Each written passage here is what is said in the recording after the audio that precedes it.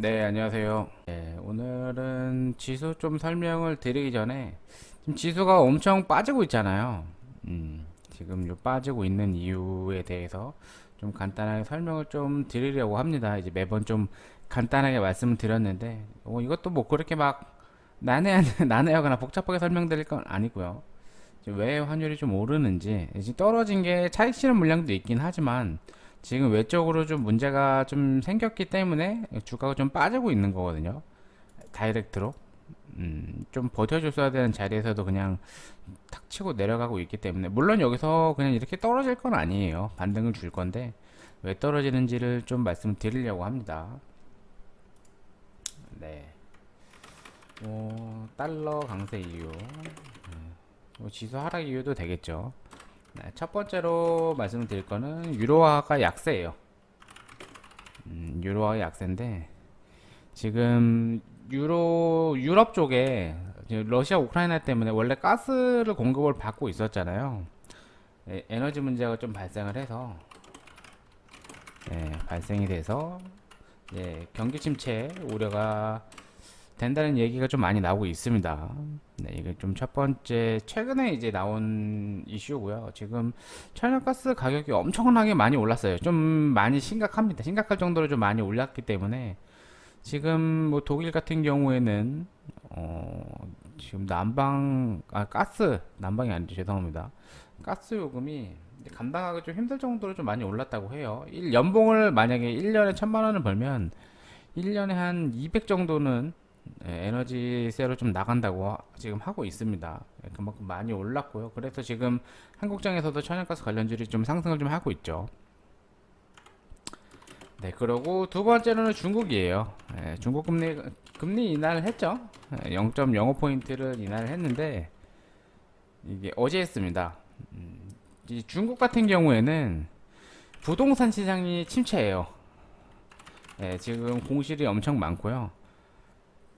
부동산 시장이 좀 침체라서 금리를 어쩔 수 없이 좀 인하를 했어요. 네, 이게 지금 금리 인하 같은 경우에는 솔직히 투자 자금 좀 들어오기에 좀 좋잖아요. 네, 금리 인하를 할 경우에는. 근데 부동산 시장이 침체가 되어 있기 때문에 지금 시장에서는 중국도 좀 문제가 있겠구나라고 좀 판단이 돼서, 그래서 안전자산 선호 심리가 좀 강해지는 겁니다.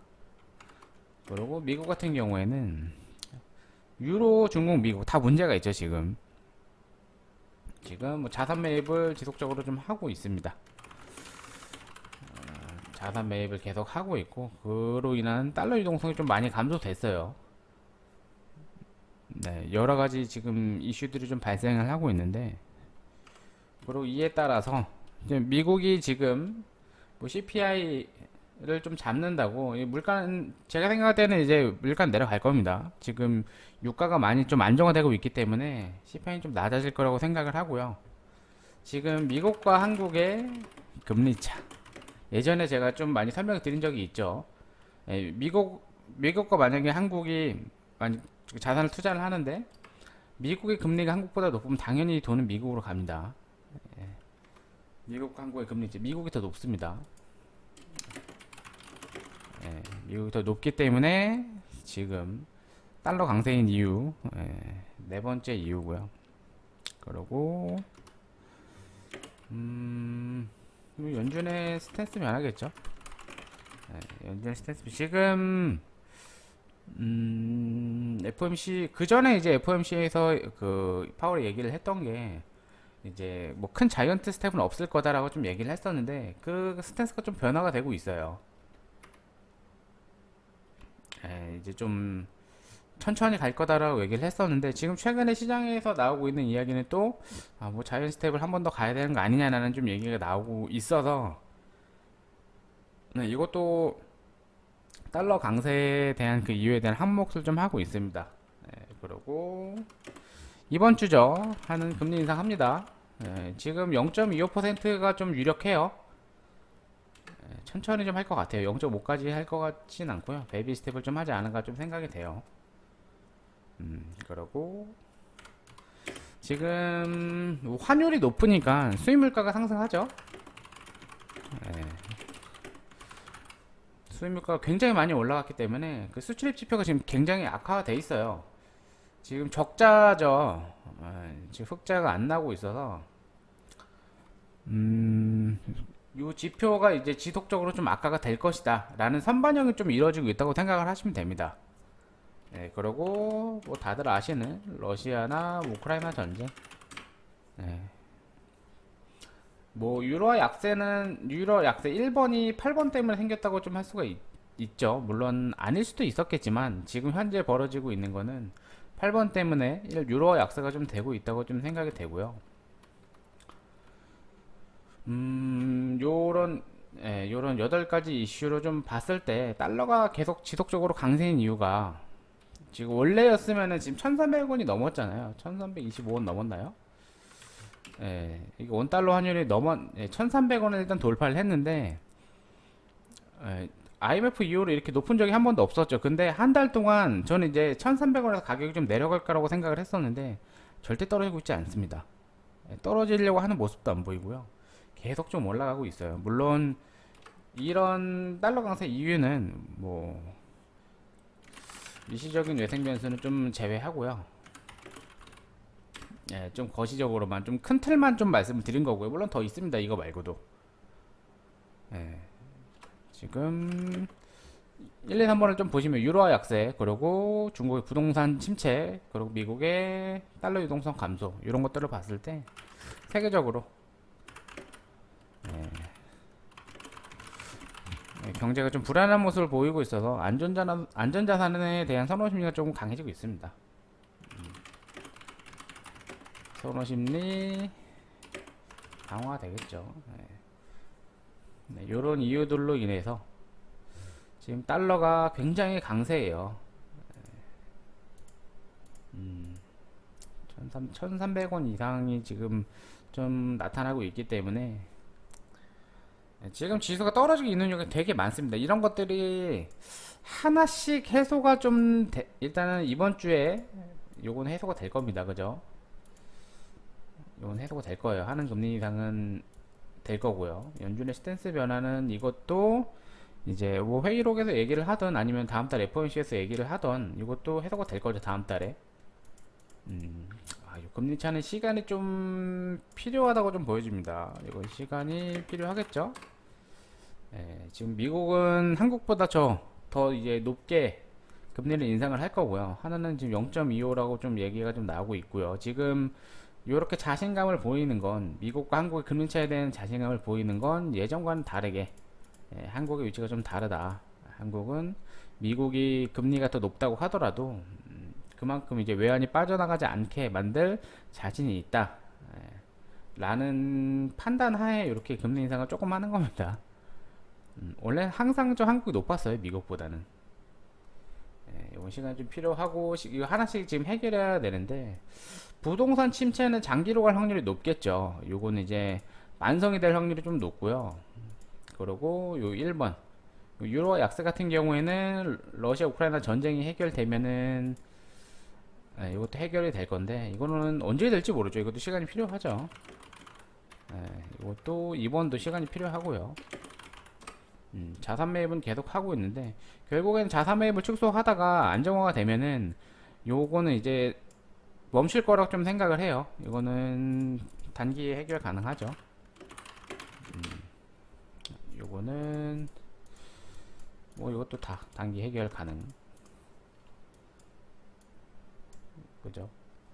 이런 것들이 또 하나씩 해소가 되면은 여기 수출입 지표 이것도 이제 환율이 좀 낮아지면서 지표가 좋아질 거예요. 이거는 시간에 해결해 줄 거라고 생각을 하기 때문에 자연스럽게 해결되는 겁니다. 그래서 요 단기 해결 가능한 요건들이 좀 하나씩 해소가 좀 되고요. 뭐 언제가 될지 몰라요. 언제가 될지 모르지만 단기 해결 가능한 요 이슈들 하나씩 좀 해소가 되고 좀 시기한이 필요하다고 생각이 됐던 것들이 이제 하나씩 좀 해소가 좀 되면은 저는 이제 장기적으로 봤을 때는 지수 한국 코스피 같은 경우에 저점으로 좀 보고요. 이거는 장기적으로 좀 전 우상향을 할 거라고 좀 생각을 하고 있습니다. 자주 좀 말씀드렸지만 그렇기 때문에 뭐 크게 걱정하실 필요는 없다. 단기적으로는 조정은 받을 수 있다라고 좀 예상은 했잖아요. 여기서 예상을 했었기 때문에 이게 돌아갈 거라고 좀 생각을 하고요. 물론 단기간에 3000포인트, 뭐 2800포인트를 회복을 한다고 말씀을 드리는 건 아니고요. 천천히 좀 우상향을 하면서 내년까지는 계속적으로 좀 상승을 좀 하지 않을까 생각이 돼요.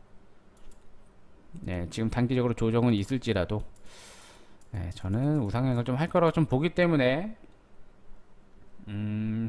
지금 구간에서 솔직히는 말씀을 드리면 개별주들을 좀 계속 매매를 하고 있는데 쉽지가 않아요. 차트의 흐름을 읽으면서 매매를 하기에도 좀 쉽지가 않고요. 예상을 했던 자리에서 물론 가는 종목도 있지만 가지 않는 종목들도 상당히 많습니다. 그래서 투자가 굉장히 힘들어서 지금 구간에서는 좀 투자하기 힘드신 분들은 뭐 현금을 좀 보유하신다거나 현금 베팅을 하시거나 아니면은 실적이 좀 좋은 주식들을 하시는 게 좀 좋을 것 같아요. 실적주. 저평가, 저평가 우량주, 저평가 우량주에 이제 성장이 좀 가능한 종목, 또 발굴을 하셔서 투자를 하시는 게 좋다고 좀 생각이 됩니다. 네. 오늘은 시황이 조금 길어졌죠. 요거는 뭐 유튜브에도 같이 올릴 거라 좀 길게 좀 설명을 좀 드렸고요. 시황은 뭐 그렇게 보시면 될 것 같아요. 저는 지금 뭐 단기적으로 봤을 때는 좀 여기서 상단부터 하단까지 좀 많은 하락이 좀 나왔어요. 하단에서부터 상승을 좀 많이 줬고요. 그렇죠? 10%가 넘는 상승이 나왔고요. 거기에 이제 거의 절반에 가까운 하락을 하고 있습니다. 단기간에. 오를 때는 지금 7월부터 8월까지 한 달 동안 천천히 좀 올라줬는데 지금 내리는 건 일주일 만에 내리고 있어요. 좀 힘든 장이 지속되고 있죠. 요거는 지나갈 거라고 좀 생각을 하고요. 지나갈 겁니다. 물론 하락이 어딘지는 저도 몰라요. 내일 오전에 조금 더 빠질 수도 있는데 지금 미장을 좀 봤을 때는 나스닥은 언더슈팅이 좀 나왔죠. 그리고 다우존스 같은 경우에는 지금 예상을 했던 구간까지 일단 하락을 좀 해줬기 때문에 지금 예측된 하락이거든요. 약간 언더로 좀 내려오긴 했지만 만약에 조금 더 빠진다고 하면은 한 2413포인트 정도까지 좀 내려갈 수 있다고 좀 보여지고요. 그 뒤로는 이제 꼬리 달고 올라오거나 아니면 반등을 좀 주지 않을까 좀 생각이 되는 구간입니다. 잘 가주길 좀 바라고 있고요. 예상대로 좀 잘 흘러가주길. 뭐 지수는 예측을 한다고 해서 맞지는 못하지만 그래도 어느 정도는 대응을 좀 하려면 필요하다고 좀 생각이 되기 때문에 항상 시황을 좀 봐야 됩니다. 시황을 안 볼 수는 없습니다. 네, 시황은 여기까지 하고요. 종목들을 좀 보도록 하겠습니다. 그리고 오늘 봐달라고 말씀하신 종목이 있는데 비나텍. 이제 이 종목에 대해서 말씀을 좀 해달라고 했는데 비나텍 회사는 되게 좋아요. 이거는 핵심 기술을 좀 가지고 있는 회사라. 근데 이제 수소에 지금 엮여서 올라가고 있죠. 지금 이 종목이 여기서 상승을 좀 해주는 거는 이제 친환경에 대한 기대감으로 올라가는 겁니다. 보시면은 물론 이 회사가 지금 성장을 하고 있기도 합니다. 그죠? 이번 전년 동기 대비해서 매출액이 지금 60% 상승을 좀 하고 있기 때문에 지금 뭐 친환경이 가고 있는 것도 그러고 종목들이 가고 있는 것도 그러고 흐름을 타고서는 다 같이 좀 상승을 하는 모양을 좀 보이고 있는데 장기적으로 봤을 때는 상승을 할 수 있다고 좀 봐요. 이 종목은 시간이 얼마나 걸릴지를 모르겠어요. 지금 단기적으로 좀 많이 올라왔잖아요. 지금 항상 요 상단 박스에서 내려가는 모습이 좀 많이 나왔습니다. 비나텍은 고점을 찍고 내려올 때 여기서도 그러고 여기서도 그러고 지금도 이제 거의 고점 부근이기 때문에 그러고 지금 안전하게 급등이 나오면서 올라왔기 때문에 지금 이쪽에서 매수를 한 사람들은 다 수익이란 말이에요. 이 흐름이 꺾이게 되면은 매도세가 나옵니다. 그러면서 조정을 받으면서 천천히 돌아갈 수 있다고 좀 보여지는 구간이기 때문에 요 회사 자체도 되게 좋고요. 그리고 업황 자체도 나쁘진 않습니다. 물론 이제 규제 같은 게 어떻게 나올지 몰라서 이제 섣부르게 말씀을 드릴 수는 없지만, 이 수소라는 섹터는 이제 미래지향적인 섹터잖아요. 예, 실질적으로 개발을 좀 많이 하고 있고, 물론 이번에 현대차에 저번에였죠. 현대차에서 수소차 그때 제네시스 시리즈를 안 만든다는 얘기를 한번 한 적이 있죠. 그것 때문에 조금 소외가 많이 됐었긴 했는데, 언제 시작할지도 모르고요. 아직까지 지금 제가 생각할 때는 저번에도 좀 말씀을 드렸지만 저는 전기차가 먼저라고 봐요. 이게 먼저 활성화가 되고 나서 그 뒤로 수소로 좀 가지 않을까. 지금 뭐 TV에서는 뭐 현대 이렇게 해서 뭐 수소 모빌리티 얘기가 좀 많이 나오고 있긴 한데, 이게 언제 상용화 될지는 저도 잘 모르겠습니다.